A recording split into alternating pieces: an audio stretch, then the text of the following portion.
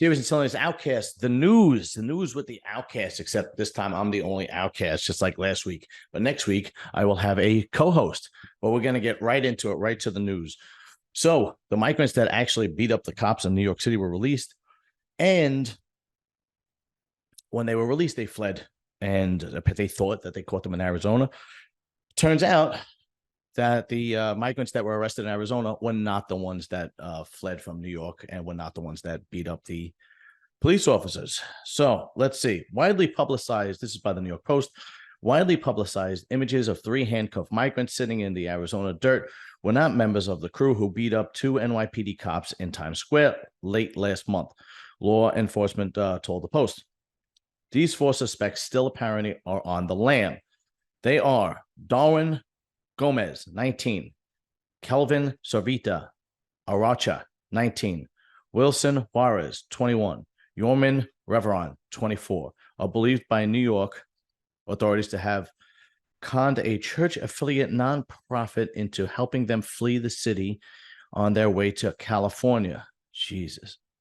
ICE spokesman Yasmin Pitt O'Keefe confirmed a statement that 4 people traveling to Phoenix from El Paso, Texas, were apprehended February 5th and believed to be fleeing the state of New York from their suspected involvement in a coordinated assault on multiple New York City Police Department officers. The next day, the 4 were transferred to the custody of ICE enforcement and removal operations to be processed for immigration violations, Pitt O'Keefe said. It's not clear who the men in the photo are, but law enforcement told the Post that they're definitely not the state hopping crooks authorities are looking for on the West Coast. That means the search will continue for the 4 men. Okay. So now ICE is looking for these 4 guys. All right. So New York decided to release the 4 guys that beat up the cops. Don't ask me why. I have no idea. And now there's a countrywide manhunt for these 4 guys from ICE when you could have just kept them in prison in New York, and ICE would have came to New York, taken them, and sent them back to where they come from, right? They would have deported them. But no, for some reason, the DA decided, let's just release these guys. They beat up cops in the street. That's not a big deal. I mean, this is just this is just unbelievable. I mean, keep voting Democrat, okay? This is what I say. It's if you're still voting Democrat at this point, they have gone so berserk and so insanely left that it's like the wild, wild west again in New York and California and San Francisco and in New York City. It's unbelievable. So they let the migrants in. They get away with pretty much any crime. And then they're also given money. They actually approved $56 million for migrants to have spending money on debit cards. All right. This is just my opinion. This next opinion is just my opinion. If you are Black and you're still voting Democrat, look at the way they're treating the migrants. Okay. Black people have been asking for reparations for a very long time now. They haven't gotten any, but illegal immigrants come to this country and they're given plenty of money.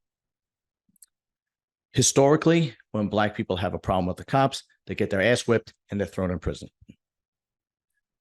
especially laying a hand on a cop. Now, immigrants come to this country, illegal immigrants come to this country, beat up the cops, and they're set free. I mean, it's just, I mean, whether you're, Black, white, Asian, whatever the case may be. But in New York City, generally, the Black population votes Democrat. Well, if this doesn't make you change your mind, I don't know what will, because this is just lunacy at this point. Anyway, okay, so let's get to the next topic. Let's see, something a little bit less serious. Another article from the Post: adult film star Lisa Ann dragged out of Matt Rife comedy show in handcuffs. I did nothing wrong. Podcast host and former adult film actress Lisa Ann went to see comedian Matt Rife perform at Radio City Music Hall and ended the night in handcuffs. Quote, so I was dragged out of Matt Rife's show tonight in handcuffs, stating I was using my phone. I had not used my phone. I was just enjoying the show. 45 minutes in, handcuffs sent to an ambulance and released. Meanwhile, I missed the show and I was so looking forward to it. All right. Lisa Ann seems like an upstanding individual. I mean, she created her entire career around pornography. So why would she be lying? Police come into, comedy shows and handcuff people all the time and drag them out. She was obviously just sitting there doing absolutely nothing. And they just decided, well, we're going to cuff this large-breasted lady and drag her out and take her to prison and then release her. I mean, odds are she was filming it on her phone. This is just a guess. And then they told her to put it away, got into an argument with security. Security said, if you don't calm down, I'm calling the police. And the police were called and they said, you have to leave the premises now because you're causing a ruckus. She said no, and they put her in handcuffed and dragged her out. That's my guess. She says absolutely nothing happened. She was sitting there not bothering anybody. Cops came, handcuffed her, dragged her out. I mean, yeah, okay. Yeah, I believe you. And she has a podcast. What does she talk about on her podcast, really? What could you possibly talk on your podcast? Next episode on Lisa Ann podcast, dealing with dick breath. I mean, what could you? All right. Next article. Drake. Apparently, there is some photos and video of Drake touching his pee-pee that leaked onto social media. All right. I don't know why it's on video. I don't know why it was leaked on social media. But if he was just, bouncing the baloney, it's really not a big deal. I just don't know. Why is it on video? I mean, we all do it. I'll probably do it right after this newscast. Won't video it, but I'll probably, puts me to sleep. Anyway, all right. Says Drake. Drake, stop jerking off and putting it on fucking social media, okay? Christ. Next article.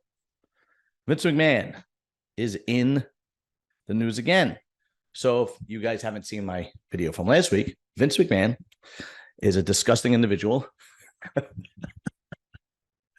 who likes to crap on women's head and pay them to go have sex with other men and have threesomes with them, and then do nasty, disgusting things and watch her and so on and so forth. When it said that, when this was all reported, Vince McMahon's wife was considering a $2.3 billion divorce.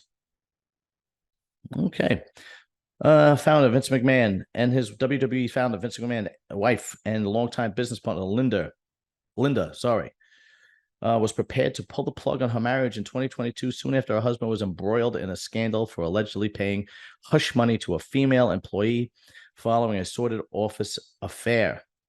Linda has put up with too much for too long, an insider said. This is just the latest of Vince's many indiscretions. But now she has to bear the humiliation of the world knowing her husband. You know what's funny? These girls always want to leave when everybody else finds out. Do you really think that she doesn't know her husband is a pig? It's always like, it's kind of like, I don't care what you do, just don't publicly disrespect me.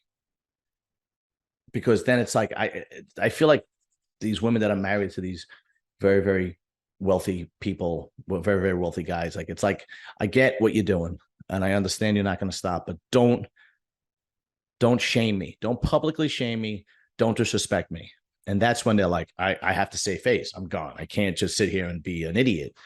That's what I feel like is happening. But apparently she didn't divorce him. She forgave him and they're still married. But God, I don't know what's going to happen to Vince. I mean, this guy is going to be remembered for being a disgusting sexual pig, instead of being like the guy who did incredible things for professional wrestling. I don't know. All right.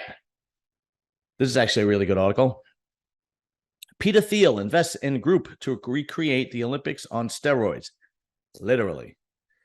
Peter Thiel is backing an effort to create an Olympic game that welcomes using performance enhancement drugs.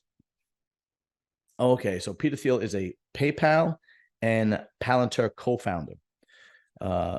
was named as one of the several VCs investing in the enhanced games in press release Wednesday. Also named were Christian Aguilar's Aparion Investment Group and former Coinbase CTO Balaji Srinivasan.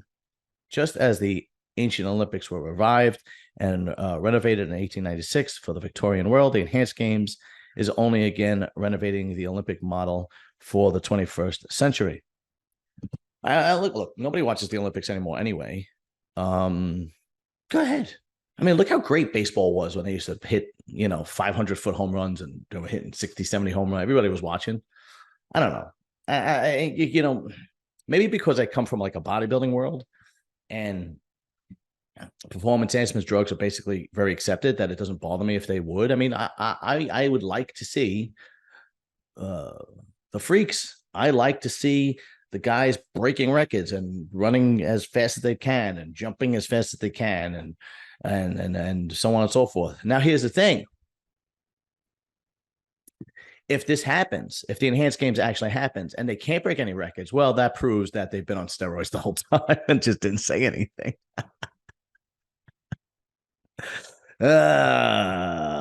But let's see what happens. I mean, there's a lot of interesting things happening. Who even knows this is going to get off the ground? You know what it is? I think these new billionaires, this guy's from PayPal, the Elon Musks, the Dana White, I think they're like giving the middle finger to the politically correct world. And they go, no, that's not what we're going to do. I have enough money where I could do what I want without being canceled. So this is what we're going to do, right? Elon Musk tells Disney to shove it. Peter Thiel says, I'm going to create Olympics with steroids. And Dana White says, I don't care what my fighters say. It's freedom of speech. They can say whatever the hell they want. And if you don't like it, then don't watch. I mean, these are literally what they're saying. And quite frankly, I love it. I love the fact that they are just basically saying, I don't care about your political correctness. I don't care about you being canceled. I don't care about being canceled. I don't need any more money. And I am going to do what I want to do as long as it's not hurting anybody and entertaining. Now, I know what you're going to say, but it is hurting somebody. I mean, if they take anabolic steroids, if they take performance enhancement drugs of any kind, it could be very hurtful. Nobody's forcing them. Nobody's putting a gun to their head. This is like, hey, come compete. No blood test. You do what you want. Right? It was like that. What was that old school Japanese mixed martial arts where they just didn't blood test and they go, I don't care, just kick the shit out of each other for a weekend.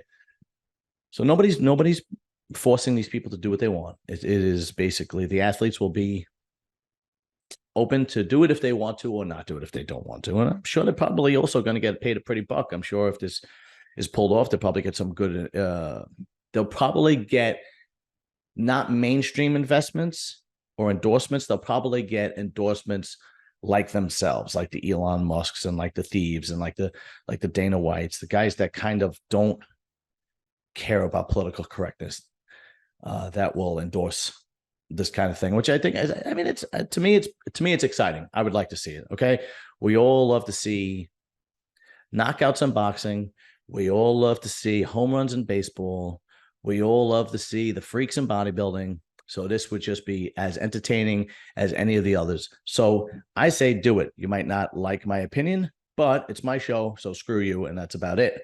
Now, that will do it for this week's news. Thank you for watching, and make sure you tune in next week, because next week I am going to have a very, very, very interesting co-host doing the news with me, and she will be a big surprise. And remember, like, share, subscribe. Oh, yeah. And watch the interview I just did with Gene Borello, former Bonanno crime family associate enforcer. Great stories and tremendous interview.